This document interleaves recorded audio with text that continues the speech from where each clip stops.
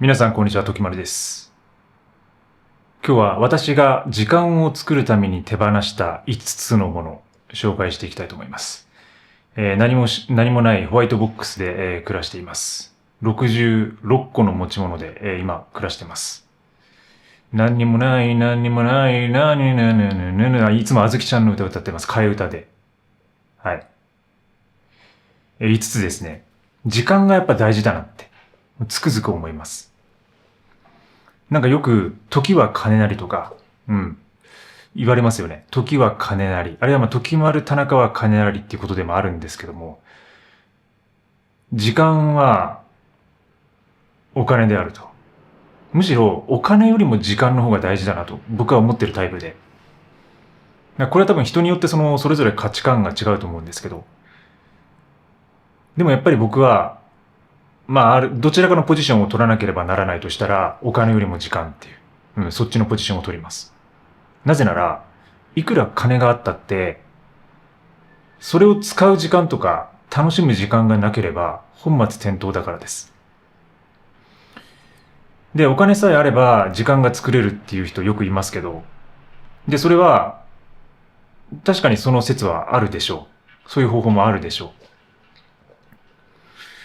ベビーシッターを雇うとか、家の家事とかをすべて、お金を使ってアウトソーシングするとか、自分の仕事そのものをアウトソーシングするとか、お金を使ってね。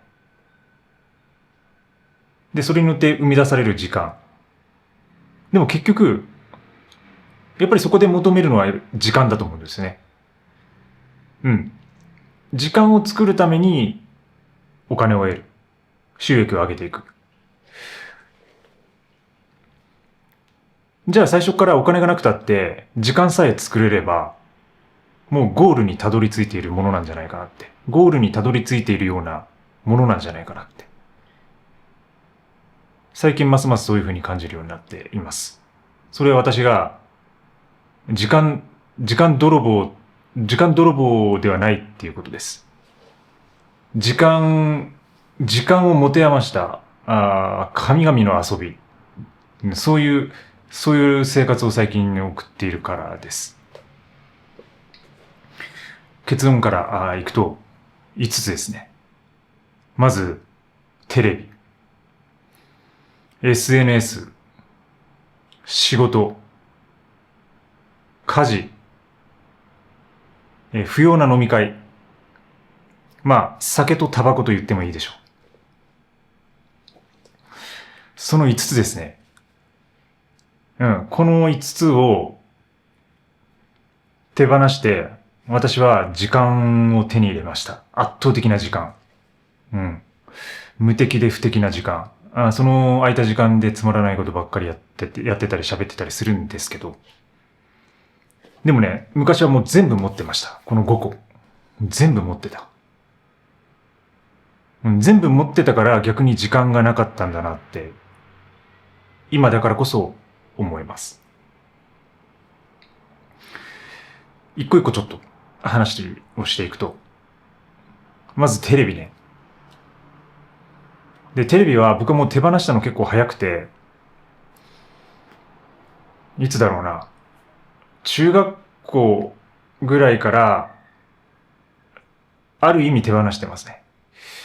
なんか、家で、その時実家暮らしで、自分の部屋みたいなものがあったんですけど、なんか最初は、その自分の部屋に、なんか本当にちっちゃな、その時まだブラウン管のね、なんかキューブみたいな、ブロックみたいな、テレビを、どっかの家の中の部屋にあったものを設置して、それは僕用に、使っていいよみたいな感じに親から言われて、で、それを置いてたんですよね。ちっちゃいテレビをね。で、テレビを置いてから割とすぐ、でも結局なんか家の中でテレビを見るときっていうのは、そういうリビングとか、みんないるようなとこで見てたので、一人であんま見るってことはなくて、でもエヴァンゲリオンとか、その深夜にやっているアニメとかね、なんかそういうのを見るときはやっぱ自分の部屋にこもってみたいなのありましたけど、でもほとんど、だから、テレビは見てなくて、で、ちょうど、そういう自分の部屋にテレビが来た時に、同時にインターネットがやってきたんですよ。Windows 95とかの時代。で、多分96年とか7年ぐらいに初めてパソコンを買ってるんですけど。で、インターネットが入ってきてから、もうそこからは、もう僕はもうインターネットの住人というか、インターネットと音楽だけをやっていたので、なんかそもそもテレビを見る時間がなかったんですよね。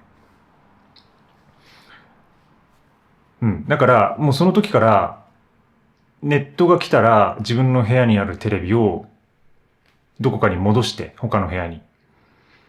で、テレビなし生活をそこからずっとしてます。だから何年だ？もう20年、30年。30年は言い過ぎか。でも25年とか。で、それから大学とかに進学して、僕18から一人暮らしを始めるんですけど、その時ももちろんテレビは買わなかったです。でも全然別にミニマリストとかミニマリズムとか出会ってもいなくて。でもなんか、その10代の前半の頃にテレビのない生活っていうのに慣れてたので、まあそれが運よくというか、でもその当時はパソコンで結構テレビを見ることができたんですよね。なんかチューナーみたいなものをかませて。だから割と最初の頃はそのパソコンでテレビを見たりもしてましたね。今考えると。ただ、それも途中からなくなり、で、部屋にも一切テレビを置いておらず、で、その時は九州で、の大学に行ってたんですけどね。で、東京に来てからはもちろん一番最初の部屋から、もうテレビというのは自分の人生にないもの。そんな感じです。圧倒的に、だからそれ時間ができたのかどうかわかんないよね。自分はもうそもそもそれを持っていないわけだから。でも、結構不思議なことにやっぱテレビって面白いじゃないですか。すごいCM とかも面白いし、なんか、で、番組もすごい面白いし、よく年末の番組とかは、見たりしてましたよ、やっぱり。友達の家に集まってね、年末番組見るとかやってましたけど。だからなんか、他の、食堂とかなんか飲食店みたいなとこでテレビが流れてるとこに行くと、結構テレビ見ちゃうんですよね。釘付けになるというか、面白いというか。でもとにかく、本当に時間を取られるし、見てしまうので、自分の部屋には置かないようにしてます。それによって圧倒的な時間ができました。それが一つ目。で、二つ目は、なんて言ったっけ？ SNS ですね。SNS です。これは過去に、今年の3月か4月ぐらいかな、に SNS 削除しましたっていう動画を上げているので、詳しくはそちらをご覧ください。今まで持っていたアカウントほとんど削除して、TikTok とか Twitter とか、もう Facebook はずっと前から削除した。もう持ってなくてアカウントは。で、他のなんかいろんな、ブルースカイとかだっけ？あとクラブハウスとかなんかいろんな SNS ありましたよね。で、もうとりあえず、僕はもう全部食いついて何かしらやってましたけど、アカウント作ってましたけど、すべて手放してます。で、今インスタグラムだけです。はい。なのでインスタグラムはフォローをお願いします。フォローしてるだけで物が勝手に減っていく、かなりスピリチュアルな、怪しいアカウントになってます。ご注意ください。フォローするとかなり物が減るんでね。時丸さんのインスタグラムをフォローしたけど、なんか、全然投稿とかも何もされないし、全然ノイズが少なくて最高ですっていう、コメントいただいたりとか。時丸さんのインスタグラムのアカウントフォローしたけど、なんか、全然投稿とかされないけど、私の持ち物がどんどん減っていきます。これは何かの呪いにかかってるのでしょうかとかね。そういうね、リプライいただいたりしてますんで。ぜひチャンネル、この YouTube のチャンネル登録とインスタグラムフォローお願いします。それだけです。インスタグラムだけです。SNS は。で、あとプラットフォームはいくつかやってたり、自分のウェブサイトで発信しています。で、だからそれまでは本当に見るとこが多かったんですよね。Twitter 見たりとか、あとは Linktree とか、なんか自分のアカウントをまとめてるサイト作ってたりとか、あとこうハイキングギアのギアリストをまとめるページ作ってたりとか。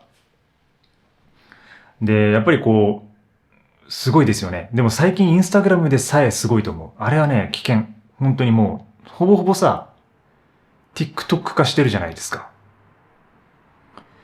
昔のさ、一昔前の純粋な写真アプリはどこに行ったっていう感じで、僕はもうその時が好きだったんですけどね。やっぱこう、スクエアの時代ですよね。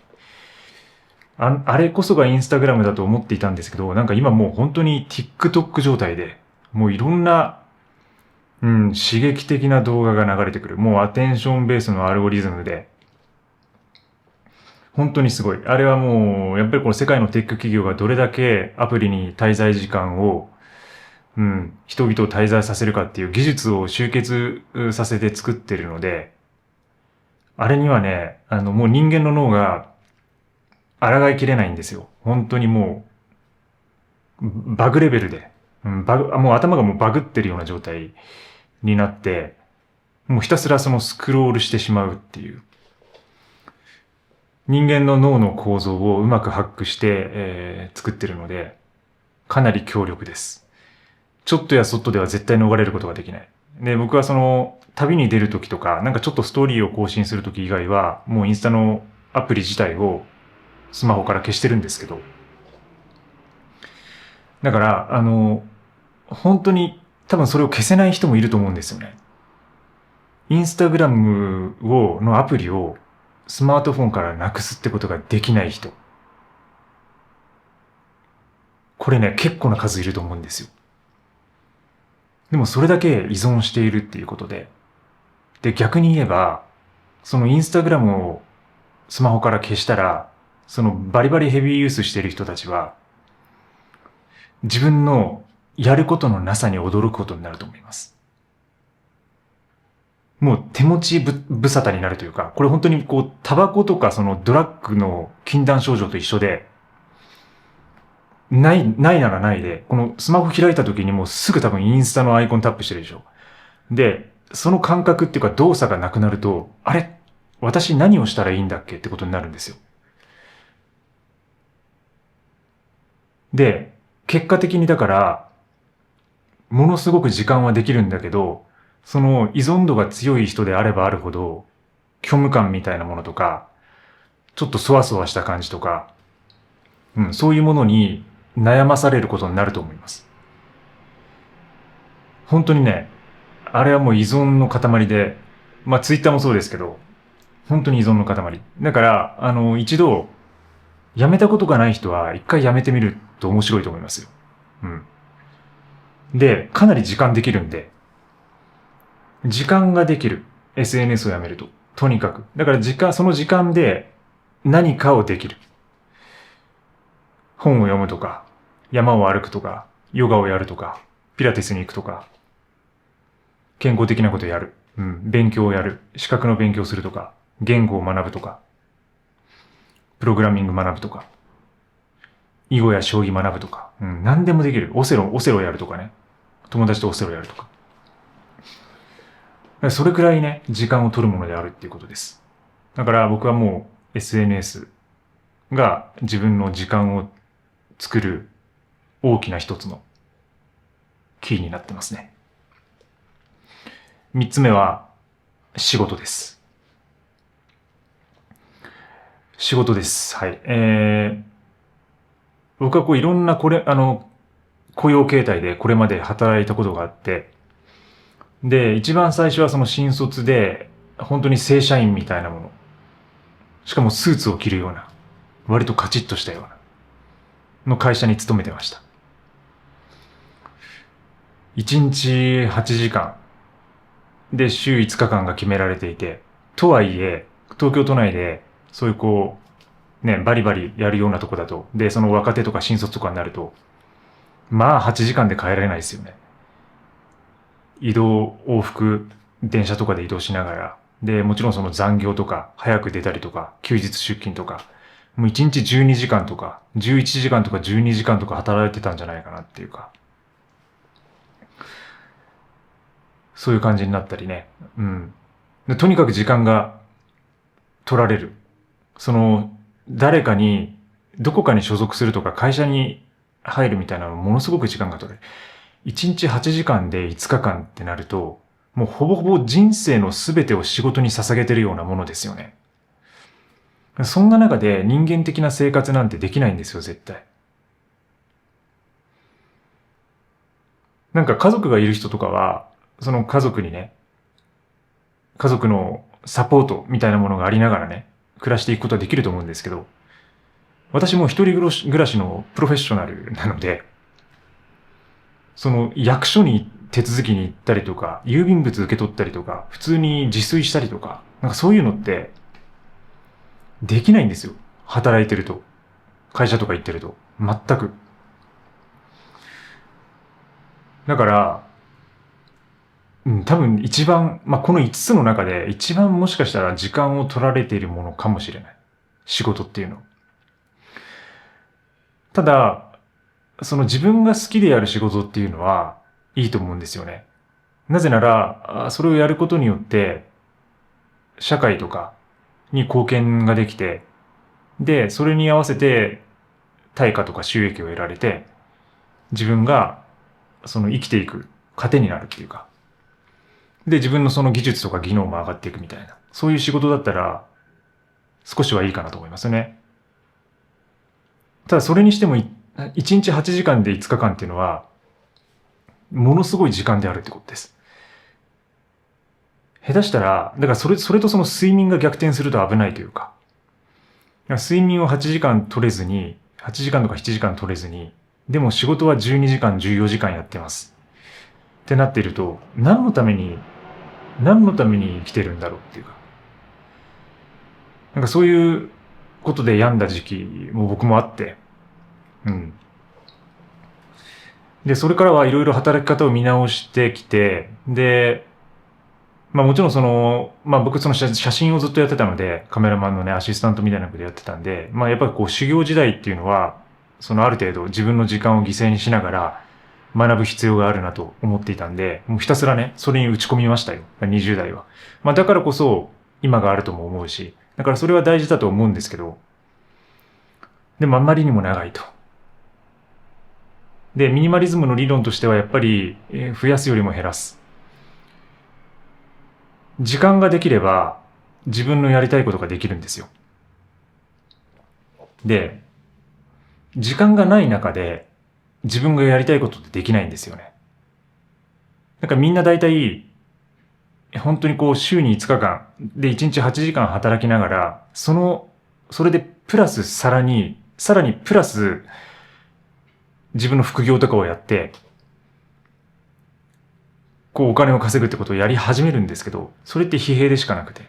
だからまずは、最初の元々の仕事量を減らして圧倒的な時間を作らないと、得るものは得られないっていう、そういう感じがあります。それはもう自分が身をもってやってきたことですね。だから最初はその収入が減ったりとか絶対するんですよ。収入が減ったりとか絶対するし。でもそこを一回減らして、で、あとその出費ですよね。自分のそのライフコストみたいな生活にかかるお金とか欲しいものとか買いたいものを一時的に我慢する必要はあります。で、結局、それを我慢せずにやってると、普通の仕事をしながら、で、それでプラス、副業でお金を稼いで、で、自分がやりたいことに使う。で、そうなると、またそのお金を使ってしまった後は、またお金を稼がなきゃいけない。だから結局また同じように、サラリーマンみたいな感じで、会社員みたいな感じで働いて、その後でまたプラスで副業をやって、で、その余剰で出たお金をまた自分の趣味とかに突っ込むみたいな。結局プラスマイナスゼロというか、またそのお金がなくなるとその自分は稼がなきゃいけないっていうか、そのストレスに駆られてしまうんですよね。だから自分がいつも言ってる、いわゆるそのダウンシフト。自分の生活をインフレさせない。自分で自分の生活をインフレさせないっていうことは、やっぱりそういうことで、だから仕事をもう減らす。それはもう週5日働いてる人は4日にしたりとか、週8時間働いてる人は6時間とか5時間に減らしたりとか。でもまあ、現実的にそれ難しいですよね。多分雇用形態とか、雇用契約があると思うんで。だからそこは自分で考えなきゃいけないです。で、自分はそれをアルバイトをしてる時もあったし、契約社員で契約的に働く、年間契約で働くってことをやったこともあるし、で、最初言ったように会社員、普通に正社員で働くってことを全部やったりしてます。で、今は完全無職のフリーランス。だから一切その所属とか会社とかに縛られていません。だから全部自分で自分の好きな仕事ができるような状態にしてます。で、こうなったらもう圧倒的な時間で、もう毎日昼寝してもいいし、で、毎日ヨガやってもいいし、てかそれをやるために自分はもう自分の時間を作ってるんですけど、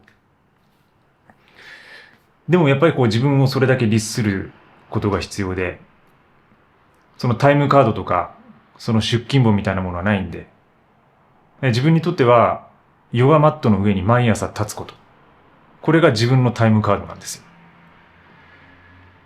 朝5時から6時ぐらいに起きて、で、マットを引いて、ヨガマットの上に立つ。これが時丸田中の出勤です。まあ、どこにも出勤してないんだけどね。実際は。ヨガマットの上に立ってこうやる。もう太陽礼拝、スリアナマスから A、B 始めていくことが自分の出勤の合図。で、そこから一日の自分の仕事を始めて、で、空いた時間で、こういう YouTube を撮影する。ちょっと長くなってるけどね。だいぶ長くなってるけど。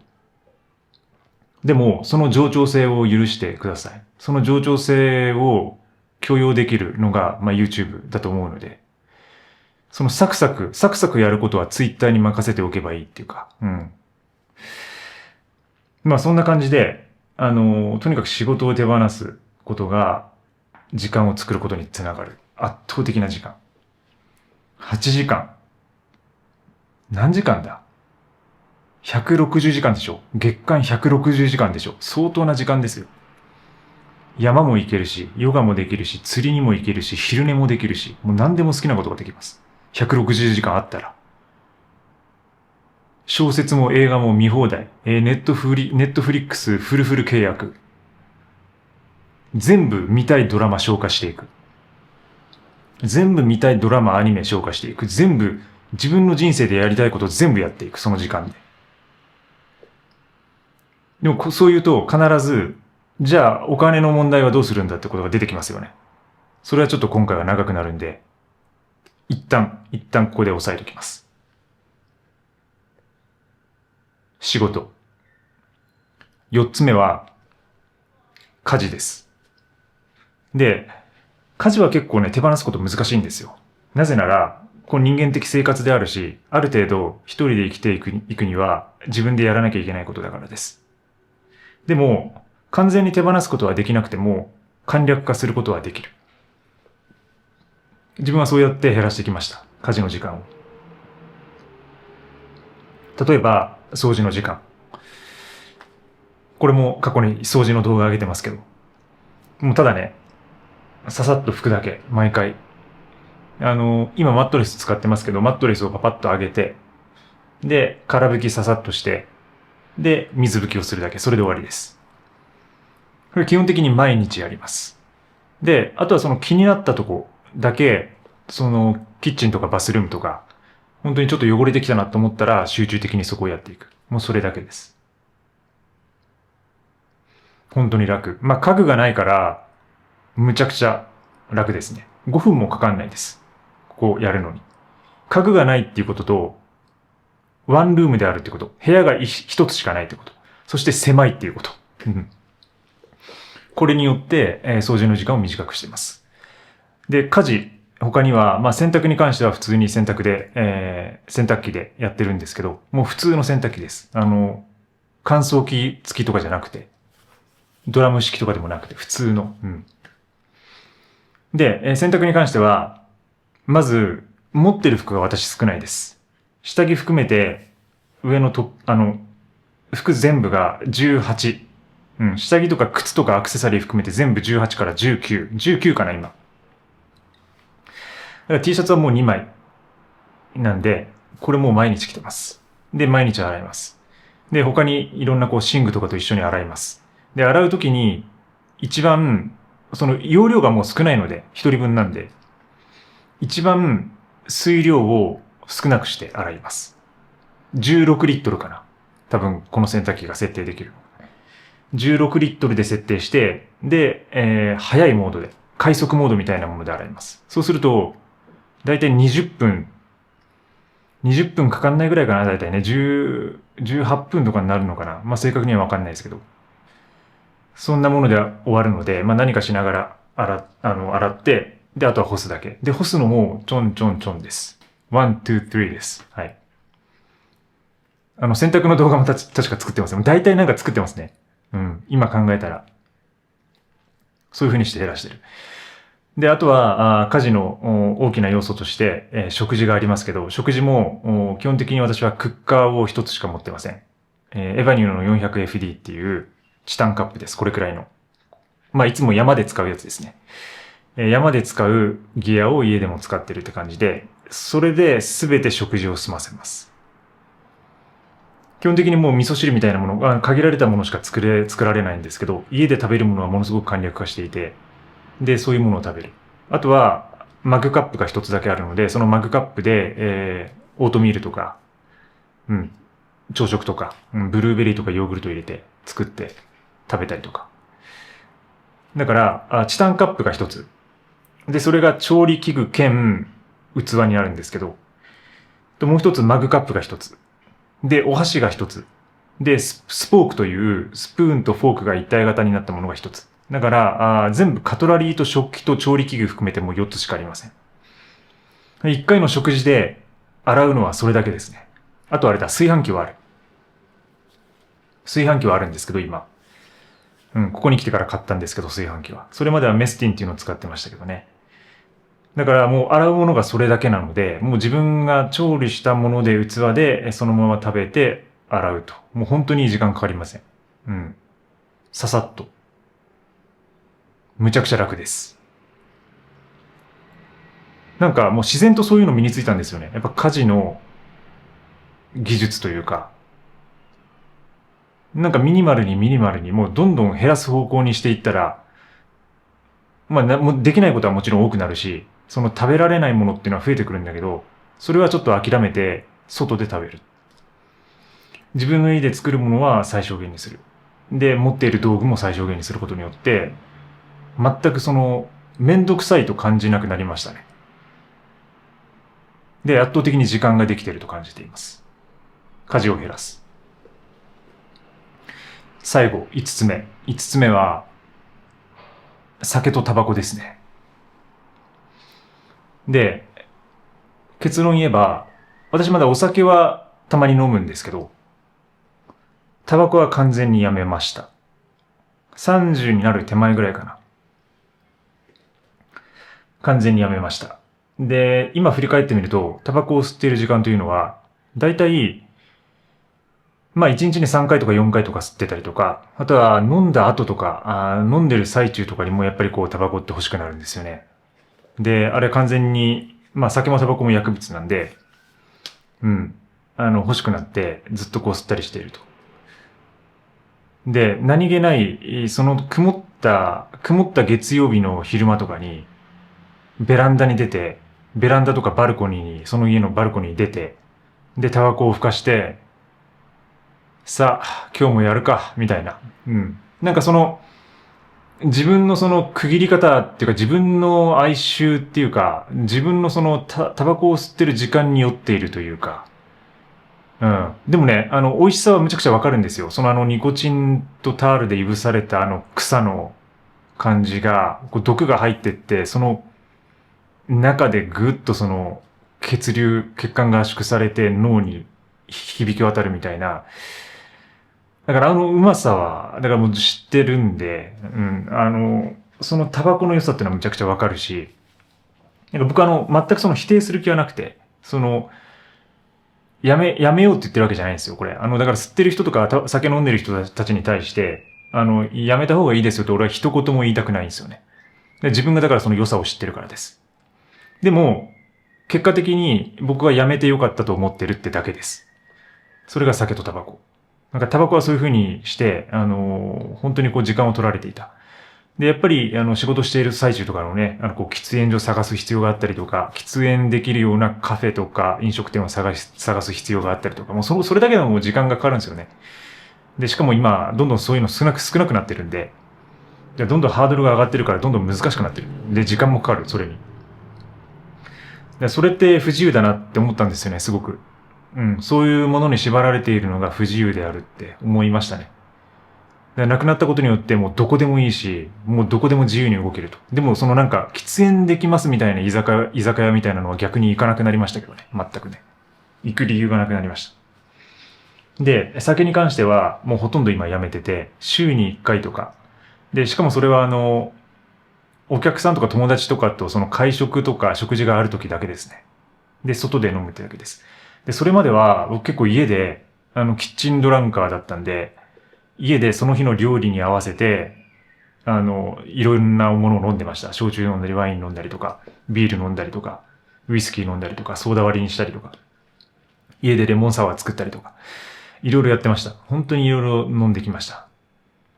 うん。で、それをやることによって、今日も一日終わったぜって、仕事、終わったぜって、じゃあ明日も頑張ろうみたいな感じでやってたんですけど、お酒やめたのはやっぱりヨガ始めてからですね。で、これ最近知ったんですけど、ヨガと、その、断酒とか禁酒には、ものすごいちゃんとしたエビデンスがあって、これ。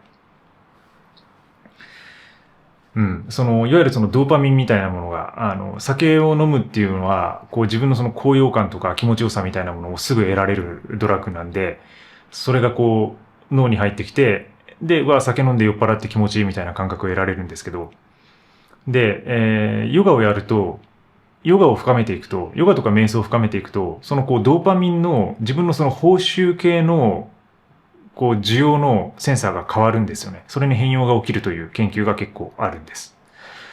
で、それによってだからつまり、今まで酒とかで得られていた高揚感とか酔っ払いみたいなもの、幸福感、多幸感みたいなものを、ヨガとか瞑想で得られるようになるんですよ。だから、ヨガや瞑想を深めていくと、酒が自然にいらなくなるっていう風な、そういう研究がなされています、実際。だから自分も、なんかね、自分からあえて、よし、やめようって思った時ももちろんあるけど、なんかそんなに強く断酒しよう、禁酒しようって思ってやってるわけでもないんですよね。なんか自然と減ってきたんですよ、最近。ここ2年から。2年間。アシュタンガヨガ始めてからです、本当に。で、それはアシュタンガヨガが基本的に毎朝やるヨガでやるっていうことと、もうメソッドが決められているってことで、もう大体スタジオが5時半オープンで8時半から9時ぐらいに終了なんですよ。で、それまでにやっぱり行って、で、練習しなきゃいけないっていうのがあるんで、そんなに遅くまで活動できないんですよね、前日が。で、自然と早起きになるんですよ。早起きになると、酒を飲んでると翌朝きついじゃないですか。で、それでまた行くっていう。で、それをやってる時に、やっぱ体も壊すし、風邪もひきやすくなるし、睡眠不足になるし、で、自分何やってんだろうって。だったらどっちかやめた方がいいんじゃないみたいな。うん。感じにもなってきて。で、それでどんどん減ってきたんですよね。むちゃくちゃ減った。だから。むちゃくちゃ減って、もう今はほとんど家では飲まないです。全く飲まないです。だから買うことがないですね、お酒を。そのスーパーとかコンビニで、お店で。で、外で、たまに友人とかと会食とか、飲み会とか、そういうものがある時だけですね。ただ飲み会みたいなものを昔はもう全部参加してましたね。なんか、何かあれば、何かイベント関係があれば行く。呼ばれたら全部行くみたいな感じにしてましたけど、今はやっぱり自分の日々のヨガの実践っていうか、その生活のリズムみたいなものの方が大事なので、それによって自分は、生きているので、それによって自分は仕事、それが仕事であるっていうことになってるんですよね。なんか生活と仕事が今一致してきてるんですよ。そのヨガをやることっていうのがもうほぼほぼ仕事みたいなもんで、そこから自分の仕事、執筆とか編集とか撮影みたいなもののサイクルに入っていくんで、だから、ヨガをやらないってことはありえないんですよね。それが仕事なので。だからヨガをやめるってことは自分は食っていけなくなるってことなんですよ。つまり。それくらいになんか密接に今関係していて。だから、全然酒をやめると、ものすごく時間ができる。やっぱり1回行くだけで2時間とか3時間とか、でなんか2次会とか行くとさらにやったりとか、で昔はなんかその後なんか踊りとかに行ってね、朝まで踊ってるみたいな。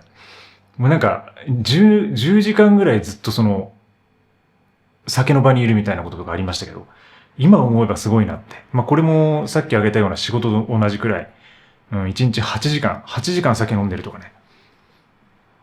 まあずっと飲んでるわけじゃないけど。まあそれくらい、ものすごい時間を取られるものであるってことです。なんか、まあもちろん加齢とかもありますよ。自分がそろそろ年を取ってきたと。だいぶ年を取ってきて、どんどん年を重ねていくにつれて、自分の体力が落ちてきますよね。で、だからつまり何をしなくても人生っていうのは、まあ大体20代ぐらい超えたらもう自分の体っていうのはどんどん成長しないわけで衰えていくわけです。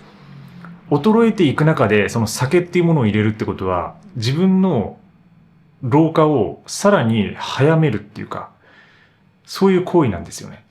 だからものすごくきついのに、それでさらに毒を持って自分の生活をきつくしている。これどんだけ M なんだって。なんかそういうことも思いましたね。まあ、特に山登ってる時とかも感じますけど、体力の衰えとかはね。でもやっぱり前日に酒飲んでる時とかはもう全くやっぱ無理ですよ。パフォーマンス発揮できないというか、なんか全然景色とか風景を楽しめないぐらいになるんですよね。でそれよりも、酒を飲む快感よりも、やっぱりシラフで目の前の現実に向かい合って、それを楽しんでいくっていう方が、今は僕は楽しくなってきています。それが本当に楽しいなって思えるようになったし、で、そういう夜もね、飲酒とか全くしないし、酒を飲まないことによって、翌朝の練習とか早起きが楽しみでしょうがない。酒を飲まない翌日の心地よさ。これを一回知ってしまうと、もうなんか飲む必要がないなっていうか、もう二日酔いとか絶対もう嫌だし、まあたまにありますけどね。今でも。でも、それをやるたびにもうだんだん自分はもうお酒とかタバコからね、もうどんどん離れていってる状況にあります。長くなりましたけど、以上です。私がね、時間を作るためにやった、手放した5つのこと。紹介してきました。一つ目は、テレビ。そして SNS。そして仕事。そして、家事。不要な家事。それから不要な飲み会。酒とタバコ。です。時間が足りないって思ってる人。もう時間が全然ないんだよなって思ってる人。思っていて、この5つの中で何かやってる方いたら、ぜひ何か一つでも、試しにでもいいので、手放してみてください。1週間ぐらい。1週間ぐらい実験してみてください。そしたら、時間ができるのがわかると思います。そしてできた時間で何かを始めてみるのはいかがでしょうか。今日も最後までご視聴いただきありがとうございます。また来週。チャオチャオ。